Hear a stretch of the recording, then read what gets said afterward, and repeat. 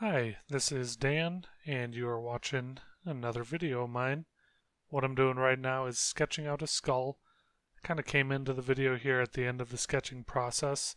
I don't know if you caught it, but when I lift the paper, I'm on top of a notebook or a sketchbook of mine where I started this process a couple times over and decided to bring it to watercolor paper. I wanted to try my hand at painting a little bit this time around. The original plan was to double down on what I did in my last video, which is it was on marker paper, it was a bear skull, and it was just practicing shading through value, or practicing value through different strokes and stroke properties. This time I thought it might be fun to try and learn about value through watercolor. To be honest, I should probably just pick a medium and stick with it. Uh, Practice it, get familiar with it, and get consistent results that I'm pleased with before moving on to something as different as watercolor. But I don't know, I tend to get bored of or get discouraged by doing the same exact project or the same exact drawing. So rather than linger and gain any sort of familiarity and consistency, I kind of jump to a different subject or a different medium. Maybe something to try not doing, but for now it's fun to do, so I'm just gonna keep switching it up whenever I feel like it. Right now I'm just sketching out this skull, and it's surrounded by not marigolds, poppies. I was kind of playing with a few different compositions. All I really knew is that I wanted to have the skull wreathed in these flowers, overlapping so it looked as though it was emerging from or nestling down into a bed of flowers. The first idea I had was to have these flowers kind of on the top and the bottom of the skull, and then off to the sides I was going to put some vines with more flowers budding off of them to take up more lateral space on the page, because right now it's all very central and it ends up being just central. I scrapped the vine idea. When I sketched them out, I did not like the look of it.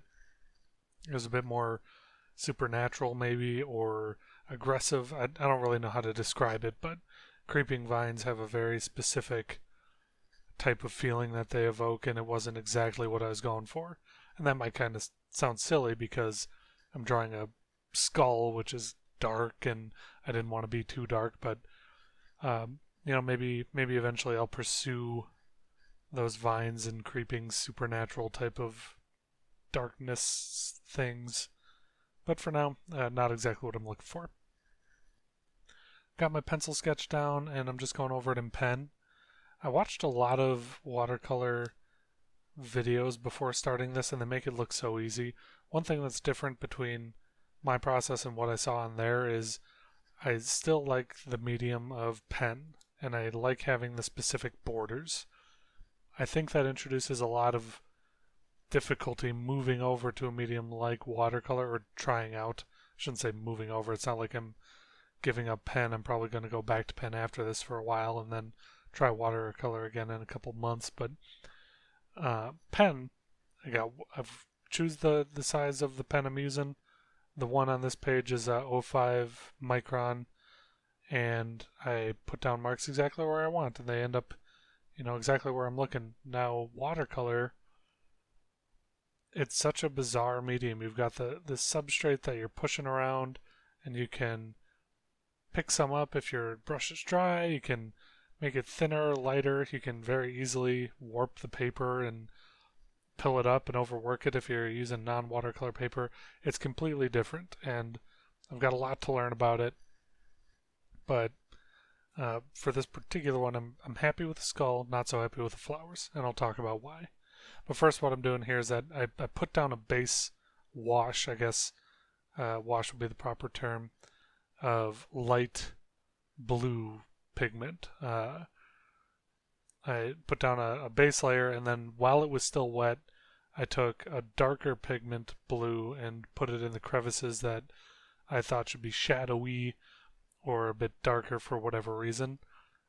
In my experience, I still don't know enough to say exactly what causes this, but sometimes I'll put some down, and I waited too long, so the base layer had started to dry, and then the new watercolor that I put down is more water than pigment, and it just kind of pools out and causes these ridges to appear rather than natural gradation, which some people go for. I think it's called cauliflowering or something like that.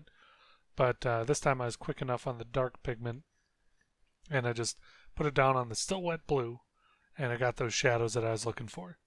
I wanted the poppies to be orange, so I tried something similar, but I don't know if I had enough patience because I just put down some secondary layers and I didn't do it quite fast enough. So like that bottom left flower you can see has very clear lines between the darker pigment and the lighter pigment. I'm 90% sure it's because I was too slow on the draw, and also if I was really concerned about the flowers, I would have been sure to put the darker pigment where the petals break and keep more mind to which petals are in front and which are in the back. Moving back to the skull here, the pigment on top, when I put down those first two layers, I let it dry for like half an hour just to ensure I avoided cauliflowering or whatever it might be called. And then I came in with a smaller brush and just started adding details on, or deeper shadows where I wanted them to be. It's not so much details as just layering pigment and value on to make it shadowier and shadowier. Once your watercolor dries, you can make it darker, but you're not going back to light.